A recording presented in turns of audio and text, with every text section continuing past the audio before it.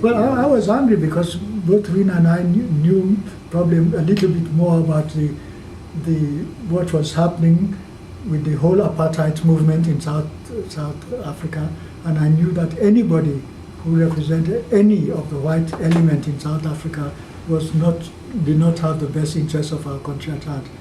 So when these mercenaries became available, and they said they would do anything for anybody with money, and especially when Chigan Kaba needed the money, he didn't have access to the diamonds like Fode Sanko had, therefore needed money from outside. You know the famous story of this Indian fellow who's now in jail in Canada, who offered him several $1 million with the assistance of the British High Commissioner, and until the British government got hold of that and stopped that whole procedure.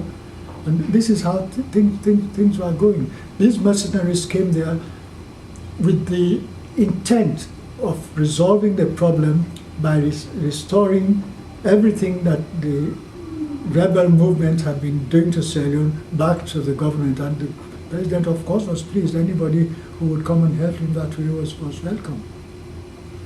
But I was in Freetown for part of that time, and I would see some of these people. They had more privileges, for instance, at the airport. They never went through customs.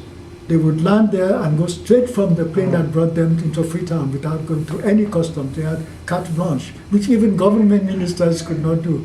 Government ministers came from anywhere. They still had to go through customs, go through security and everything. They never did that. They had the carte blanche going out too, leaving Sierra Leone? The same thing, leaving Sierra Leone? Everything, anytime they did. They had no control whatsoever. They were given carte blanche. They came to save the country, according to them. Therefore, they were free to do whatever they did. And who knows whether they were part of the whole smuggling business themselves. Oh, sure. Probably were. Okay, now that gets us to the AFRC. Johnny Paul Caroma, that crowd. That's another great incident, but that comes to the end for us. Let me tell you something which nobody else but me can tell about this, because first of all, to correct the whole business about Strasser. The young people who came down to complain to Momo that they were not happy at the way they were being treated. Here they were fighting the rebels in the name of the government. They would fall ill, poor medical facilities. They needed something, government paid no attention. So they came down to complain to Momo that this was what was happening, that they wanted more protection from the government. Momo paid no attention to them. So they decided, the way of Sierra Leone, to stage a coup d'etat. They told him definitely, we are going to take over power. Momo said goodbye. He took a thing and went to Guinea and left them there. Now the young fellows who came, they were not officers, sergeants. They said, well, what shall we do? One of our officers is in Freetown on leave, visiting. Let's bring him in. And it was Sasa. So they brought Sasa in and said, we've taken over power, we don't know how to do it. So you are our leader from now. That's why Sasa became head of the coup d'etat. And the young people themselves saw that, said, well, what could we do? We were not officers. This man was here on leave, and he shares with us what we are doing. He was suffering like we were suffering, so he became our leader. But then he became, as usual, a young man like that, quite young, naughty Creole fellow with a big. He became now worse than the leader. In Sassa's regime, he was almighty. Now, I presume you saw the two documentaries that Hilton File did. No. You did? No, I've not seen those. Oh my goodness, they were pufferys of the NPRC. Showed them as the heroes that came and saved the country from Momo and his corruption and all this business. I'll have to. But what happened in the end? Did he still continue to? Because I'm sure he still did not continue to support them. No, I think they broke. They had a split at some point. You see, I've had no time to collect these things. I'm determined only on my own knowledge and contacts. Sure. I should now learn all of these things which some of you have collected to see what was outside of my knowledge, what was happening in Sierra Leone, to correct any misimpressions I have, but also to receive from you what my own personal knowledge is of what was happening.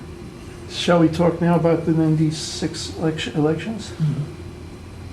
Well, that was very interesting. this time we came with support of those of us who had started things here and went back home, and we told them the idea we must have a party, and we formed then the United UNPP, United National People's Party. And we said we had a reason for every one of us united because we wanted to unite the country, North, South, etc. National because we wanted to be a national party, not a Mende party or Temni party or something. People's Party because it was a party for the people and not before. And then he said that was it. And we chose as our symbol the lamp. We said we are bringing light to the darkness of Sierra Leone. So that was the thing. That was my party. Now, Tijan Kaba had become head of the SLPP. Why?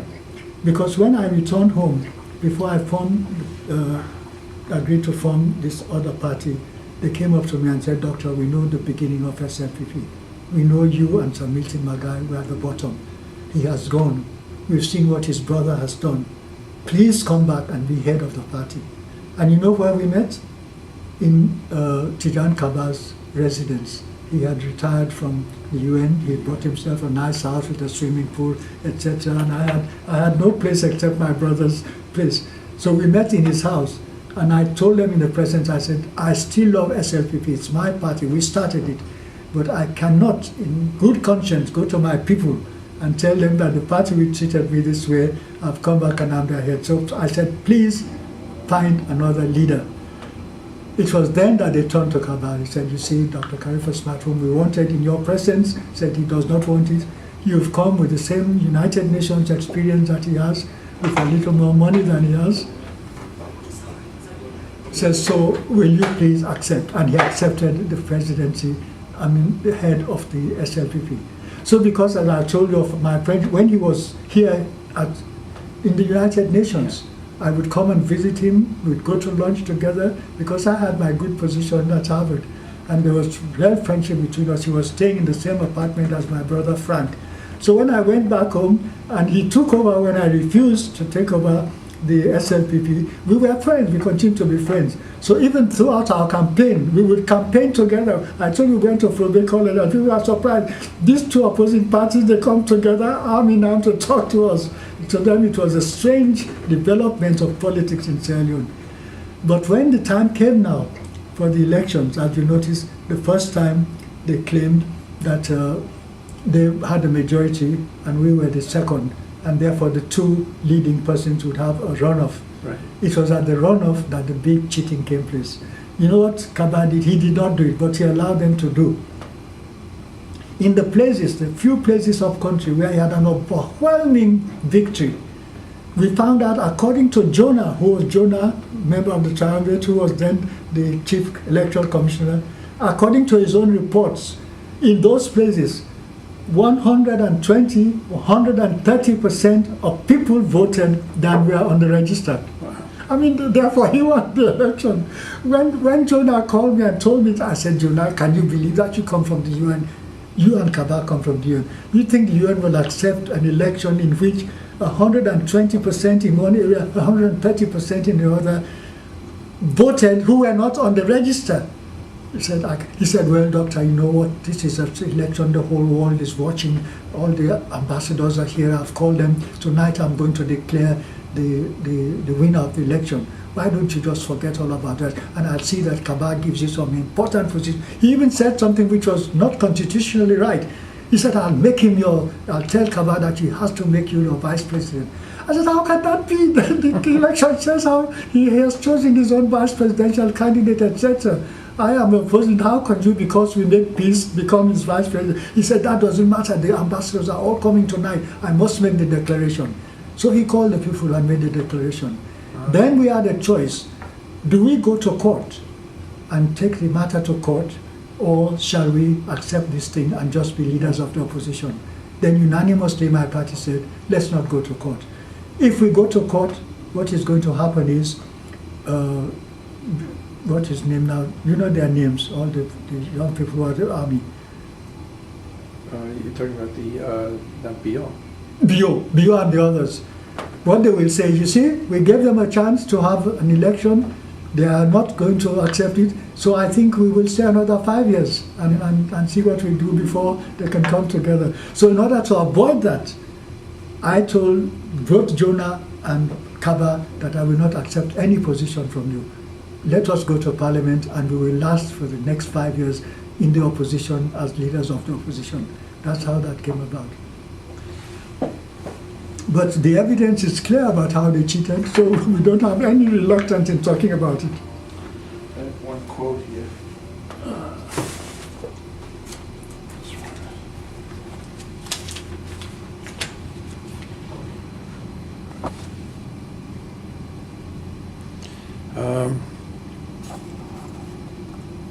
Okay. Yeah. At one stage, when things were not going very well with the introduction of the mercenaries, etc., I decided on my own to come to the UN. As a former UN person at a fairly high rank, I wanted to see Kofi Annan. Jonah was already here because he was rewarded for cheating. He was rewarded, as you know. Yes, came here as a thing.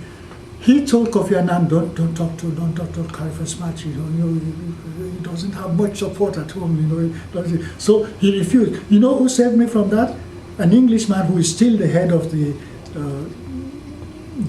correspondence, foreign correspondent there. He said, listen, I will call a meeting of other correspondents. You don't have to do it to the UN.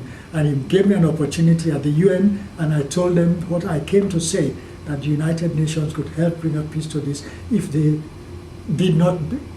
were not partial to one side as against the other. So having done that, I returned. That's how Jonah continued to play his role in connection with Kofi Annan to prevent me from getting the message across to the people. Now you mentioned John Ambassador Hirsch, his involvement. You said that he was undermining things too. I honestly and strongly believe, because I was only told by this my fellow whom I helped to get his position, who came back from Russia and bought a house, that he knew that they were meeting there during the time, the crucial time of the election, the runoff election, that I believe, from what he tells me, that what they reasoned in their mind, if what our plans for the future of this country are, it would not be good if Karefa-Smart was in charge, because he may not agree. And I think that was their raison d'etre for making sure that I did not win the election. And the reasons for that, I can tell you now. I don't know when last you were in Sierra Leone. If you go to Sierra Leone now, you'll see what has happened there. First of all, the British decided, since they were former leaders, that if they did something, the Americans would follow them. So up in Wilberforce, where they had built Africa Village, which was at the time when they had the first time the OAU met in Sierra Leone, they built these houses for heads of state. There behind, just next door to them, they've established a British compound. And not only established, they built a wall around it, so that if you're coming from Wilberforce past it, you cannot see behind the wall. And from that wall, I believe what they're doing, with the consent of the Americans, that I'll tell you later on. Let me tell you now, because they did that and moved the embassy, the High Commission, from Freetown to Wilberforce. It's actually Hill Station, between Hill Station and Regent. They did that. The Americans did the same. They said, look, the rebels have destroyed the houses which we rented here in Freetown for the embassy. We will move the embassy. We will go also up to Wilberforce. So they moved now. The American ambassador is no longer having the embassy in Freetown, but it's up near Leicester, next to the British. And my feeling, using my very weak and probably wrong judgment, is that the Americans and the British have said, listen, if we do not have a base nearer where the trouble is going to be, Middle East and Japan probably, or China probably, we are sunk. So let us go to a place in Africa that we can control. And I think what they're planning to do is to establish the most sophisticated means of surveying everything that's happening on the African continent. And from there, being nearer what the troubles, they're going to be able to dominate